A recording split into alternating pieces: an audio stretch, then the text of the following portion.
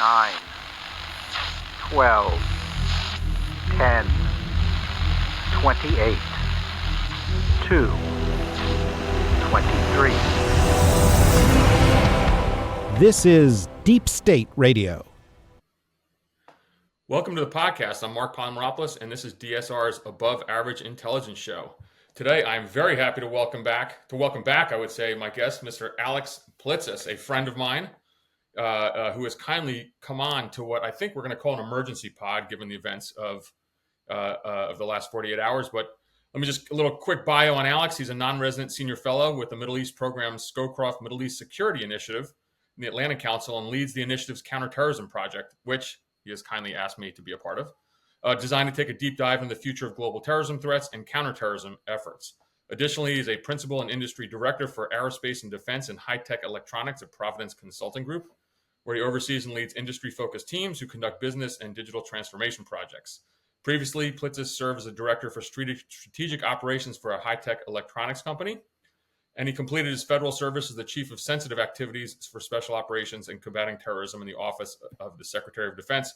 Your bio here is enormous. I can go on and on. You spent time service in Afghanistan, of course, in Iraq when you were with the U.S. military, and you are a prolific writer on national security topics and publications. I always love seeing you in the news. One of the things that we all do in the age of Twitter is we kind of cheat. So, I get up in the morning and I go to several sites to see what everyone said. And then I just kind of, carefully borrow some of the things I like from it. But Alex, I'm always looking at what you write and your comments. You completed your undergraduate studies in political science at American University and then attended grad school at Johns Hopkins. So I'm thrilled to have you back. It's been a crazy 48 hours. I will say I was up at 2:30, 3 o'clock in the morning. I was doing a Morning Joe hit early for MSNBC, but I was jazzed up about what happened.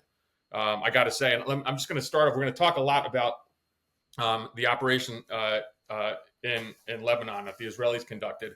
But just, one of the things that I was just quoting you, or telling you about a quote that I've been really good in the press, and have not been hyperbolic. And I've not got myself in trouble, but I am quoted in the Washington Examiner right now saying, quote, listing Hezbollah's attacks on Americans, Marc added, watching their nuts get blown off, I'm enjoying this. So I'm probably going to get in some trouble for that. But just put in perspective, your thoughts on this as well, because if you were at the American military, the intelligence community, Hezbollah has a pretty damn awful track record. And so, there's no tears shed right now. At least in my mind. What are your overall thoughts?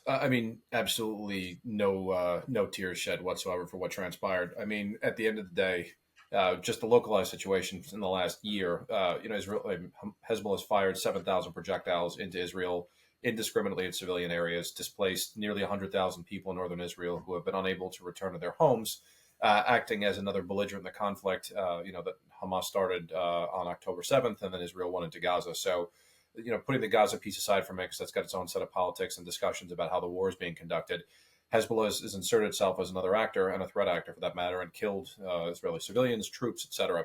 So, this was brilliant. You always get the idiots on the internet who say, was the U.S. involved? If they have that genuine thought, they have never sat through an NSC staffing process to get the lawyers or anybody else. We couldn't have gotten this approved in a million years. No. Oh, my God. It's sitting through some of our own approval processes for sabotage operations without getting into specifics or any stuff that we can't. The lawyers are usually pretty clear. If there's no threat initiation or a clear delineation that the actor is a hostile actor, then we're never going to get approval to do it. But at the end of the day, the Israelis, they took out the command and control devices for a designated terrorist organization. And, while there were a couple civilians who were wounded and killed, and anytime that happens, it's something we all lament. My question for the Hezbollah terrorist father of the 10-year-old that was killed is, what the hell were you doing giving your terrorist command and control device to a 10-year-old child to play with? Especially because those can be used for geolocation purposes when you're in the middle of a war in which you're attacking another sovereign country. So, those deaths are definitely on Hezbollah's hands. So there's so much to get to. So I'm going to give you a couple phrases that I've been using today, and I want you to react to them. But I think you bring up a really interesting point, because there has been so much, and some of it's legitimate, I would say, criticism of Israeli actions in Gaza. Yeah. Like, their level of comfort, their, view perhaps of low act of law of armed conflict is different than ours. Yeah. I mean, we would not conduct the same bombing campaign in Gaza. And so a lot of the U.S. media in particular, not knowing all that much, were saying, well, why don't you do targeted killings that you're really good at? Well, they just did it. So they did in Lebanon what I think a lot of people have been clamoring for. But then you still hear some kind of same, and when I say complaining or whining, maybe that's not fair, but the UN has come out and talked about atrocities that the Israelis are committing. But what is your sense? I mean, this is something that we thought the Israelis were good at. We kind of know that they're good at, and so they conducted themselves a little bit differently. They have not flattened Beirut. Yeah. What are your thoughts in terms of kind of the difference between Gaza operations and then what was really extraordinary kind of Mossad / IDF op in Lebanon? Well, I think the Israelis had the benefit of hindsight being 2020 after 10/7, and not being willing to sit through another mass casualty event like that again, and certainly not while standing by and not doing anything about it. And people forget that the reason that Hamas got away with the planning for 10/7 in large part is their OPSEC and their command and control. They actually were running hardwired telephone lines through the tunnels under Gaza and being careful not to use cell phones or other devices that were transmitting or discoverable from signals intelligence perspective. Whereas Hezbollah, apparently, according to the story anyway that's come out, if that's all to be believed in terms of what's been disclosed, the general sense is that about 5 months ago, they got a delivery of both pagers and radios. The pagers were primary communication, one way, to receive. You weren't transmitting, let you know it was go time. Backup then was the radios for wartime.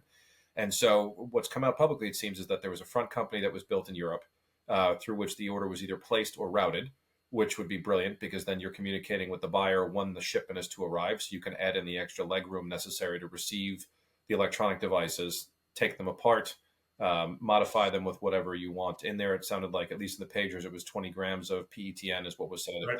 if that's right. And then who knows how much go into the radios. And these sounded like a 0-day exploit for sabotage purposes for communications, where in the event that the Israelis were going to go to war in southern Lebanon against Hezbollah, that they would have the ability to rapidly take out the majority of their forces and their command and control leadership by pressing a button like they did. And it sounds like that there was at least some suspicion that the devices may have been messed with, and it sounds like it could have been because they were overheating or whatnot. And I don't know if the Israelis got signals intelligence, human intelligence, whatever, that let them know that. And then you have a use or lose it moment, because once it's discovered, the jig is up, right? So what the hell do you do? Do you set them off or do you not? And I think the decision was, look, we're in the middle of a hot war. There's a potential that we go into southern Lebanon because they're not adhering to UN Security Council Resolution 1701 that says Hezbollah has to move and all those actors that are non-UN forces or Lebanese army north of the Litani River to create that buffer zone, and they're refusing. So I think, the Israelis basically said, look, we have a choice. We either use it or lose it. They're not backing off, and now's the time we're going to lose it. And that was the pagers. And then if you can imagine the suspicion and the, Hezbollah counterintelligence folks, whatever they look like, the next thing they would start looking is, well, what else have we bought? Is there anything else that could have been exploited? The radios apparently arrived at just about the same time. It would have been logical that you would have checked those next. And so to set those off today would have made sense, again, in a use it or lose it fashion. But the immediate impact of losing thousands of folks due to injuries, a much smaller number due to death, and then now suspicious of anything that you've ever been given by Hezbollah or purchased anywhere could be sabotaged and just waiting for an exploitation is enough to drive you crazy. So this was an epic intelligence operation that I have no comparison for in the short time frame it was conducted on this mass scale without being discovered. It is simply incredible. I was just on a previous podcast with Kim Gaddis, who's a journalist who lives in Beirut, and she was describing the absolute sense of fear and terror in Lebanon.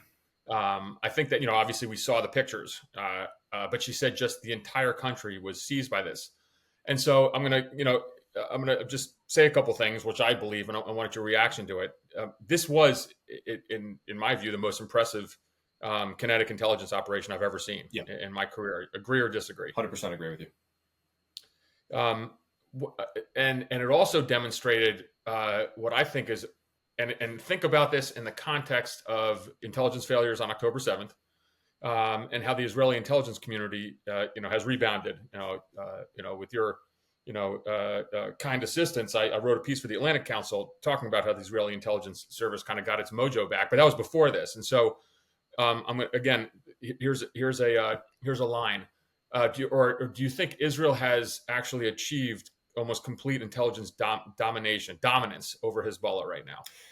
I certainly think that they do. And again, the understanding was that even the radio intercept equipment that the Israelis had were focused on Hezbollah up north at the time of 10/7 because they didn't see Hamas as a real threat, whereas the Iranian nuclear program, which continues to simmer in the background as a strategic problem that's still not gone away, was likely the main target of Israeli aggression, and therefore the counterattack was expected to come from Hezbollah. And so most of their collection apparatus was focused up north, and Hamas was kind of largely left alone.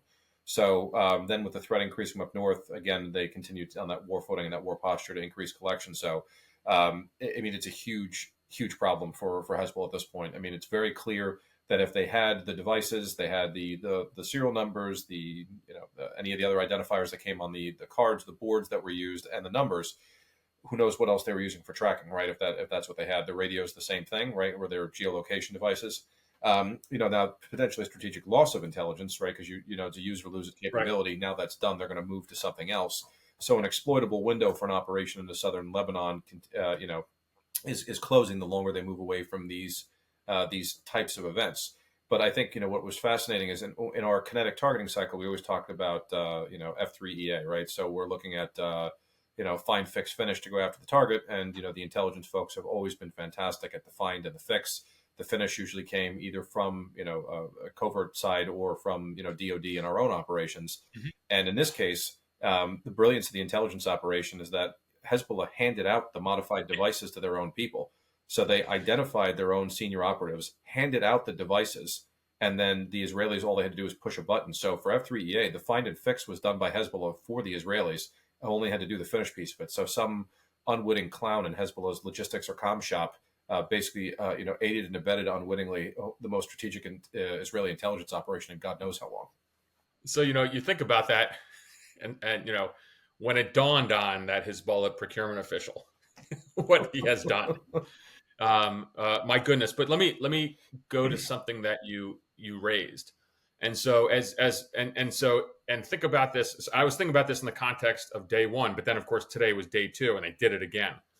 But there's two ways to look at this. One is that it is kind of operational prep of the environment, that they are absolutely, decimating, incapacitating the Hezbollah rank and file, destroying their comms network in order to do what? In order to move in southern Lebanon. But that hasn't happened. Right. And so, what I was thinking about and what I've been discussing is, perhaps this is a message that Israel is trying to send to Hezbollah, is that, we have achieved such domination over you in the intelligence sector that a escalation of major war would be disastrous for you. I'm not sure that's the Israeli calculation, but it would seem to me that would be something that they would be thinking about if it's not done for kind of OPE, if they're not moving and there's no Israeli really major troop movements. And so maybe this is designed to get Hezbollah to the negotiating table. One theory that I heard today from some sources was Israel wants to break this kind of link that Hezbollah is making to what's happening in Gaza. Yep.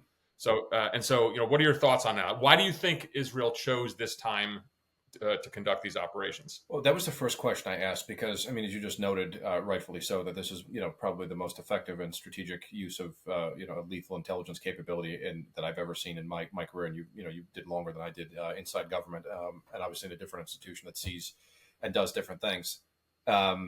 You wouldn't want to expend that capability. That's like a break glass in time of war capability that you only use when you absolutely have to. So that was the first thing that I said to myself, oh shit, the invasion's coming, because nothing else would sort of make sense. Like, why would you do that? Or was there a major attack that was about to be planned or about to be executed rather? And therefore they said, hey, we're going to stave off this attack. Was this a warning message to them that we can reach out and touch you anytime that you want and scare the living shit out of them into submission, right? Or was it category 4, which is, hey, they were on to me. They discovered that this is happening, or they were close to discovering it. We got some intelligence that said they were suspicious, and therefore it's use it or lose it. What's leaked, at least at this point, is that it was, situation number 4, if that's accurate. But who knows if that's the truth? The Israelis won't take, credit for it. And we haven't seen the Israeli troop movements that would indicate a rapid or an imminent invasion into southern Lebanon to push Hezbollah back. So it doesn't appear that this was done in conjunction with a planned military operation. So it was either haphazard because they were discovered, or it was sending a message because the other things, there aren't the other actions that would be necessary for them to make sense in context, like troop movements, aren't there. Do you think so? So on the first day, I sat back in awe. Today, when it comes to the Israelis starting to um, conduct operations against the comms devices, that's even more of a holy crap, and almost to the sense of what I was thinking of today is Israel going to push this too far? Because if they absolutely humiliate Hezbollah, would it cause the rank and file to be so angry that Nasrallah is forced to do something? And so, in some sense, is Israel going to push this too far? And who knows what happens tomorrow? I don't know the answer to that, but it did cross my mind that, hey, at some point they might go or they might push Hezbollah to actually launch what everyone really fears, which would be kind of missile attacks on major Israeli population centers. Your thoughts on that kind of question? It's kind of bizarre, and I'll tell you only because the estimates have come in between 120 and 150,000 rockets, missiles, mortars, etc. Some percentage of which is capable of hitting Tel Aviv and Jerusalem, potentially overwhelming air defense systems. I've heard estimates of 30 billion for air defenses, given the numbers. It's not a great scenario for Israel for a whole host of reasons. But Israel's also been looking at a preemptive strike against Hezbollah for years. It's been leaked to the press. None of this is new, after October 7th. Just given the fact that with the number of projectiles, do you go on the offensive and try to strike the first blow to limit the number of rockets and missiles, just like they did, a month or two ago in retaliation for that, for the assassination of Hania in Tehran?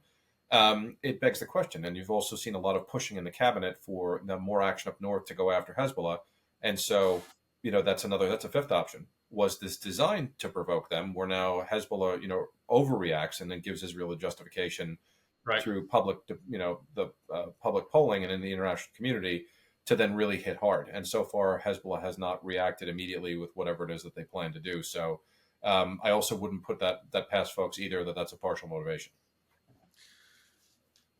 One of the things that I think is going to occur, and this falls right into the Israeli playbook, in terms of the effects of this operation, is going to be probably a brutal and ugly and bloody security review, counterintelligence review by Hezbollah within their own ranks. They're going to tear their people apart because, again, this is a catastrophic failure, and frankly, there's going to be a lot of blame to go around.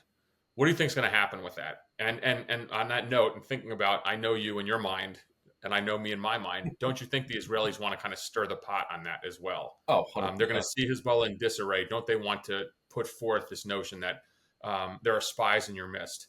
And because what does this do? It just completely throws Hezbollah off its game.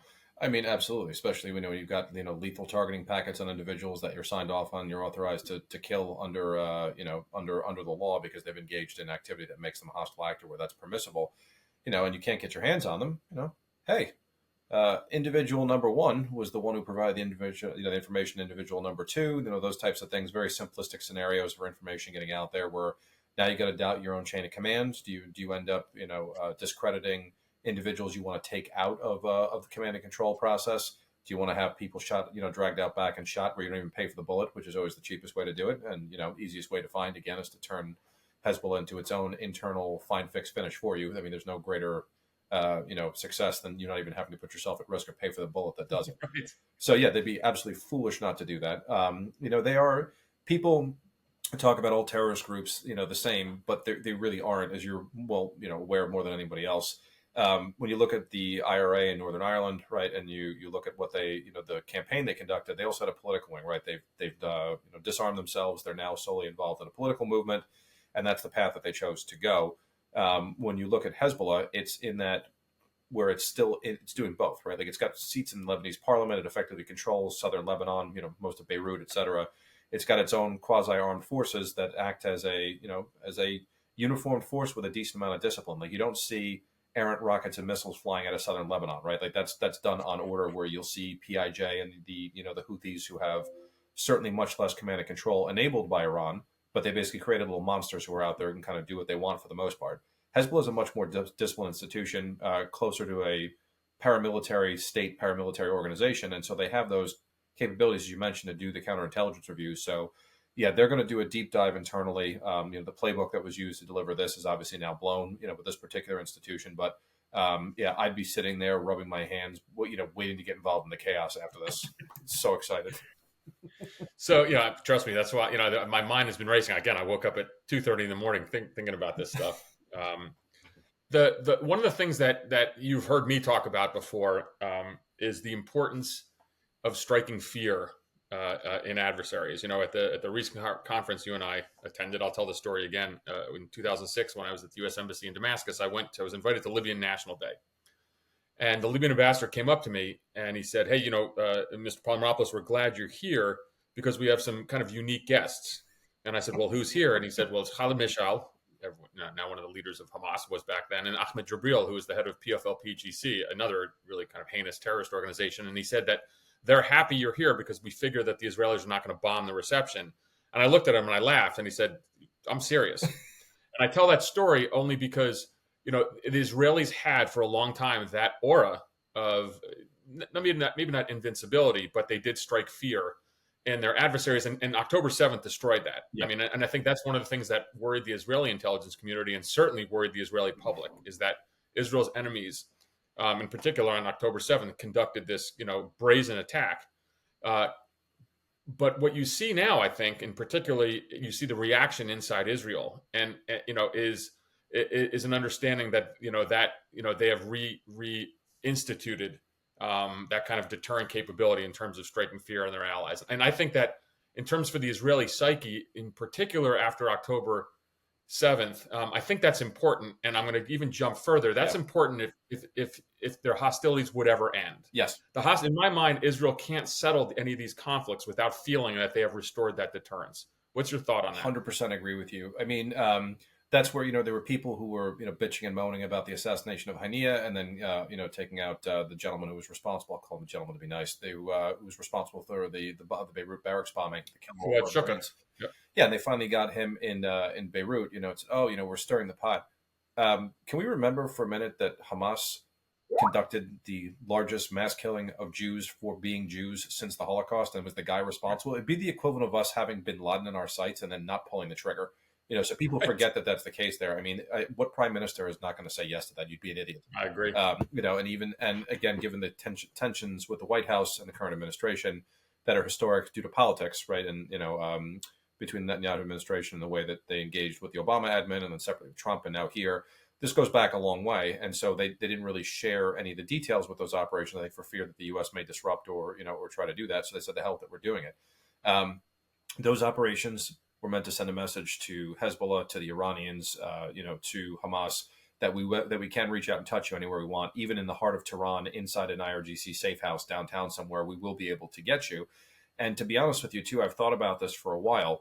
Netanyahu's speech that he gave prior to the invasion into Gaza after 10/7 was very clear. And he said, we're going to change the face of the Middle East for a generation. I think the heavy-handedness that you've seen in Gaza in terms of the way that they've conducted the operations, the large-scale attack we now saw inside Lebanon, the sabotage operation, the assassination of political leaders, was meant to do exactly what you just said, right? It's pretty clear from the way that we've conducted our own, deterrence failures on the U.S. side, where we've had, 350, 400 attacks in the Middle East against U.S. bases since October 7th. Granted, it may be a single drone here or a couple of rockets here that don't really impact the base. The terrorists are still doing that because they think they can get away with it. There's no real repercussions. Right. And then, it's obviously hard to combat people who have no fear of death. That always becomes a problem that you and I dealt with for a long time. We saw a lot of our own colleagues killed as a result of it. But I think the Israelis saw it too. And they see that the lack of action and lack of deterrence, I think, helped to enable 10/7.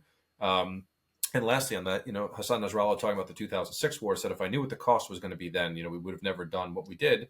And we would have stopped. And now we've seen almost twice the amount of casualties since 10/7 with Hezbollah than we've seen in 2006. So I think the Israelis, to your point, are attempting to impose a cost calculus that says, hey, Jewish blood is not cheap.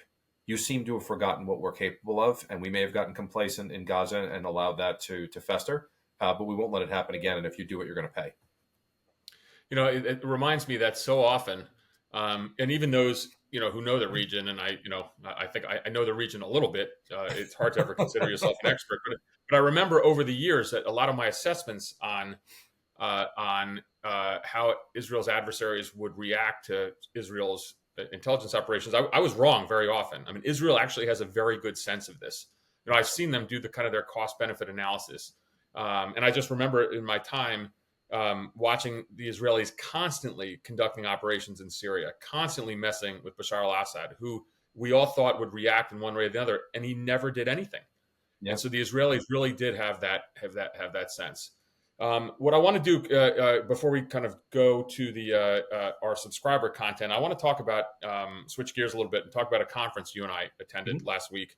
In a kind of a really moving time period over the 9/11 memorial period, and this was a conference at Ground Zero. I mean, my hotel was overlooking, the 9/11 memorial, and I saw that every day. It was a conference that was run by the Sufan Group, who put on quite a show. Yeah. With numerous figures from the intelligence and the law enforcement world, both current and retired. And the conference was in essence broken up between foreign extremist threats and then domestic threats. And I think for the benefit of the audience, I think you and I certainly can talk for hours about foreign threats, but I want to actually focus on the domestic threats piece. Perhaps not my level of expertise, perhaps a little bit more, but that scared the crap out of me. What they said, because ultimately, and I remember it was one of the researchers came up and talked about the extremist threat, and I'm from kind of the hard right, and she had said that it has grown exponentially, and it's something that I walked away from the conference rather alarmed. It's hard to talk about this without getting involved in politics, and everyone gets very very nervous, but we're not really in a good spot in this country. That's what I walked away with. What are your thoughts? No, I think you're right. People get sensitive when you talk about the ideologies of the people involved, but quite frankly, whether their beef is with U.S. government, climate change policy, or family values, or whatever their gripe happens to be, that's the political ideology that drives it. The issue for terrorism, right, for most folks that don't understand, is politically motivated violence against civilians. And so in that case, the political motivation is what is unique to the group that's doing it. That what is the threat to the civilians in the country is the fact that they're using terrorism as the means of trying to achieve whatever that political end is.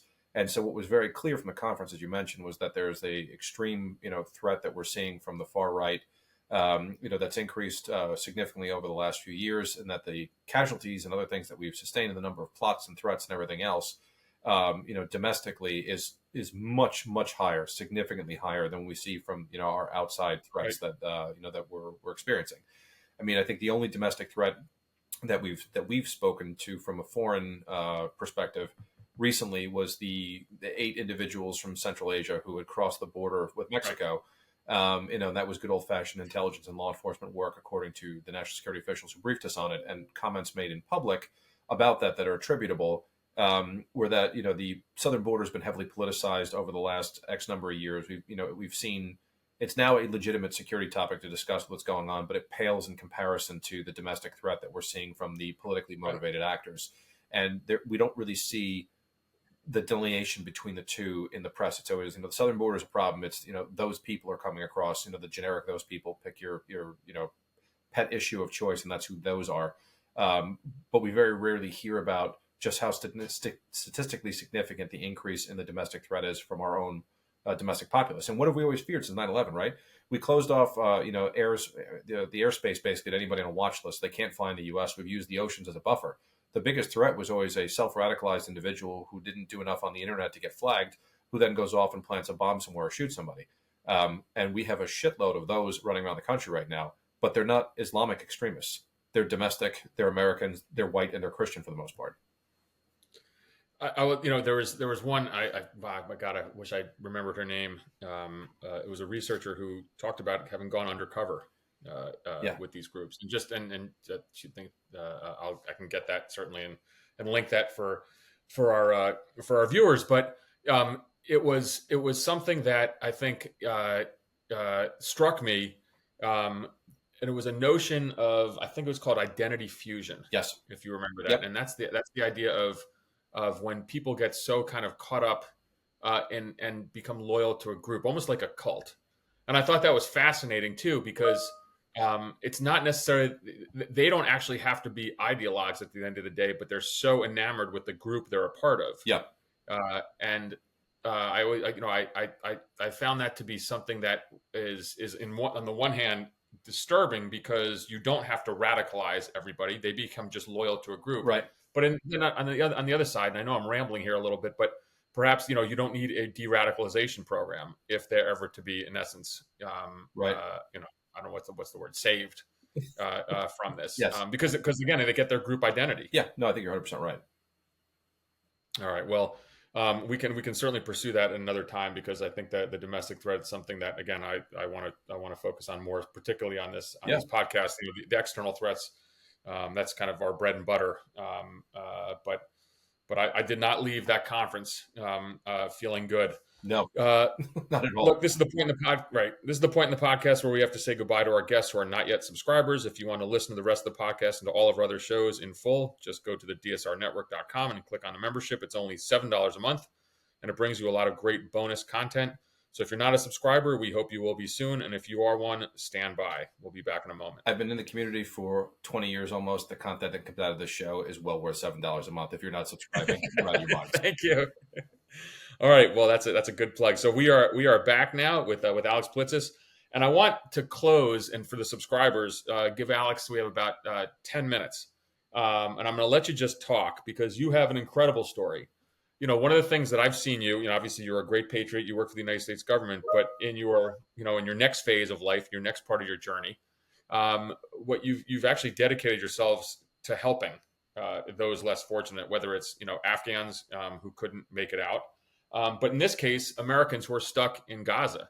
So, you wrote a piece for this in the Atlantic Council. I thought it was incredibly moving. I'm going to give you an opportunity to talk about yourself. Sometimes it's hard for us to do that, but you can kind of brag is not the right word, but talk about some of the really great things that you've done here, and really this remarkable story that I think you can talk about publicly. Yeah. Although obviously, if you have to sanitize some of this, go ahead. Sure. So fortunately, I don't have to brag about myself, because I have probably some of the most incredible teammates on the face of the earth who literally moved heaven and earth to make this sort of happen. So, yeah, we got involved in the Afghan withdrawal early on. It was my, comeback to government, so to speak. You always hear that phrase, you never really get out. I used to roll my eyes like, what the hell does that mean? And then the phone starts ringing, and it's, oh, all right, this is weird. So, in that position as Chief of Sensitive Activities, the last one, I had most of our compartmented plans and programs, including, national level programs that, would be shared with the agency, et cetera. And what it really gave me is visibility into plans, programs, authorities, funding, technologies, units, and organizations, and how they function, what the process looks like. So when I take a look at a problem set, I'm not exactly a strategic genius, but you can take a look and say, hey, it's going to take XUSG entity that's responsible for solving whatever this problem is, X amount of time to figure out and develop the problem set, X amount of time to go through the permission process to do whatever they need to do, and then go ahead and execute it, which could be 10, 12, 16-week window. And if you know what needs to get done, you know how it needs to get done, and you do it the right way ahead of time and early, you can kind of show up, knock on the door, and say, hey, you don't really understand this problem you have yet. We do. And then we went ahead and built out a mechanism to help you solve it. Here's what it looks like. Oh, by the way, we're not looking to profit off of this. We're literally just looking to augment and help and plug a hole or a gap. Like, we're never going to replace the U.S. government. We're never going to replace the capabilities of the IC or DoD. But is there a place for you to plug and play? So stood up a logistics company and travel agency in Kabul, and then basically ran flights for the State Department in the fall of 21 until the Qatari government took over, flying out several thousand people, basically until the official effort could be stood up, and all done completely, legally, paper-wise, both in Afghanistan and in the U.S. and everything else, with government oversight and permission. So I guess when Gaza kicked off early on after October, I got a phone call from a woman who lives in the same town I'm in and said, hey, one of my daughters is a nurse practitioner with a medical organization. She's trapped in Gaza, blonde hair, blue eyes, needs SPF 1000, like just sticks out like a sore thumb. Like, this is a disaster.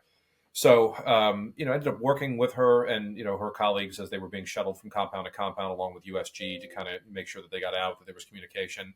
And it was a joint effort, and the organizations they work for played a large role in helping to get them out. So I don't want to take credit for stuff that we didn't do there, but it was a significant lift. But in the process, we established the ability to move people and take care of people inside of Gaza when there are no U.S. government personnel of any kind on the ground, uniformed or civilian, period. There's no one there.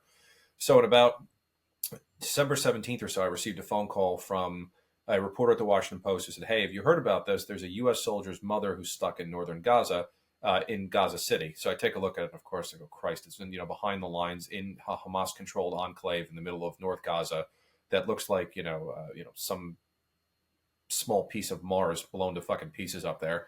And we take a look at the map, and, she said, can you help get her out? And then she said, hey, by the way, did I mention it's a U.S. soldier's mother? So I initially called the rest of the crew, and I have two former Green Berets, one who's still in the Guard, one who's out. one former CIA officer who was out, and then a Marine who just recently retired, was up at Harvard getting his master's. He was a Marine Raider, fluent native Arabic speaker. And we kind of formed, a little mini team like you would for the OSS back in the day based on capabilities. And, we tailored it to the mission. And so first thing was to keep them alive. The woman had lost her husband. He took a round through the leg or ricochet shrapnel, whatever it was, and basically bled out and died between that and diabetes that he had. So now it was her and her American citizen brother-in-law who are now stuck with the rest of the extended family in northern Gaza, and they can't get out. The USG got them on the gate list with the Egyptians, but then how the hell do you get them out, because they're not reachable?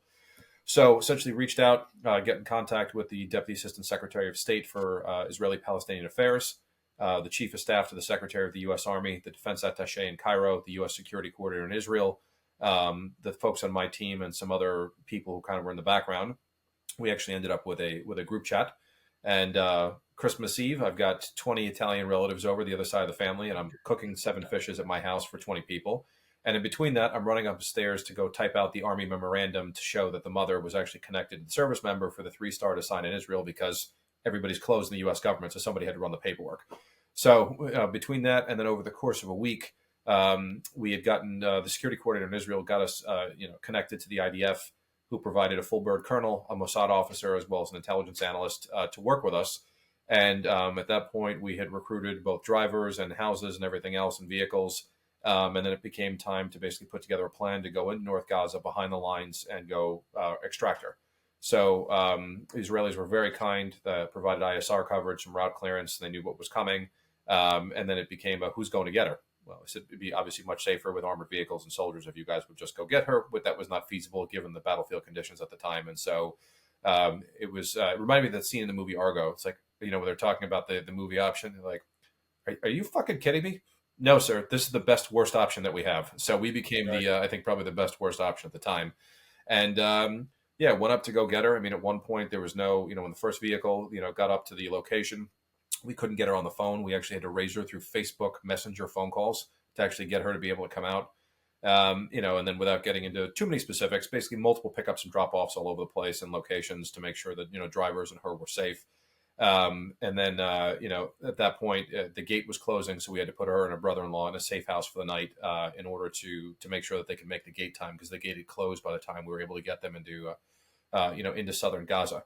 But that was all coordinated with chiefs of station in both Cairo and in Tel Aviv or Jerusalem, as well as with the folks back here at the States, both the State Department and other government organizations that were sort of involved. And that week, I think my sleep average was like 3 hours and 20 minutes. What was on the apps. The final night, I was delirious. I thought my heart was going to stop. You get to that point where you're just completely burnt. It was 7 or 8 days at 3 hours, and I was like, guys, I got to take a nap. They're all safe in a safe house somewhere. I got to sleep. So my team said, okay, go. You've been up every night. A couple of us got some sleep. So I wake up after a 4-hour nap to like 200 signal messages, and it's like, oh fuck, what is this? Oh God, the gate, there's a problem. They're not on the list. They're screaming and yelling, what the hell is going on? So eventually the U.S., the Egyptians, the Egyptian Intelligence Service, and thanks to the Chief of Station in Cairo, were able to sort of facilitate and make all of that happen.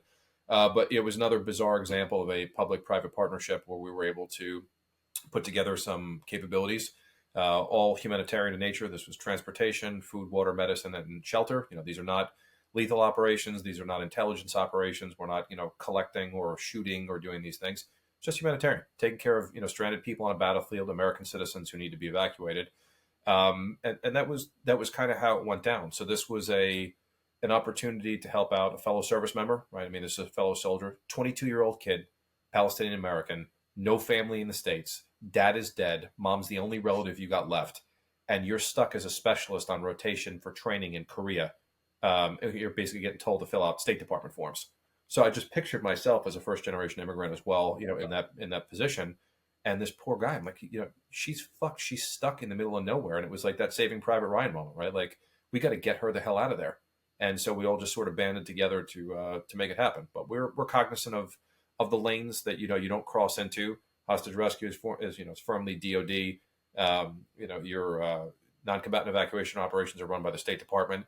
And to the extent that we can build some local capabilities to help on the logistics side to help in either scenario, great. But there are times where you don't get involved and you don't overstep your bounds. So we had to thread that needle carefully, but U.S. government officials trusted us enough to get it done based on track record. The family said yes, and we're very fortunate to have a good outcome. That is an extraordinary story. Again, I'm proud to be your friend because you did some real good there, and of course it all worked out. Thank God. Was, like you said. No, I mean, and so I've joked with you in the past on this. Someday someone will make a movie on this. I don't know who you want to who do you want to play you in to the me movie? It would be a combination, I would guess, of Bradley Cooper and Zach Galifianakis. If the two of them had a love child, awkward, chubby half Greek, that'd be me. Oh God. When I have had my friends tease me when I've done some stuff in the public domain, they said they thought that Danny DeVito should play me in the movie. Danny DeVito should be very thankful to have the opportunity to play you. That's right, exactly. Alex, this was a delight. Unfortunately, it's all the time we have for today. I want to thank you for joining us. I hope you want to consider coming on again soon. This was kind of, again, an emergency pod based on events over the last 48 hours in the Middle East. I want to thank everyone out there for listening. DSR will be back later this week with more of our regularly scheduled pods, and we hope you'll join us for them, and then join me once again next week for the Above Average Intelligence Show. Alex, a delight as always. You were superb. Thanks for the kind of the great analysis on the Middle East, talking about the kind of the domestic extremism threat, and then finally this incredible story where you all did some good, and there's a family who is very thankful for you and your team's efforts. So, well, and thank you for letting me come on a program titled Above Average Intelligence. I'm glad I could make quota. So that's right. Thanks so much. Thanks, appreciate it. Bye, man. Thanks. All right, don't get off yet. One sec.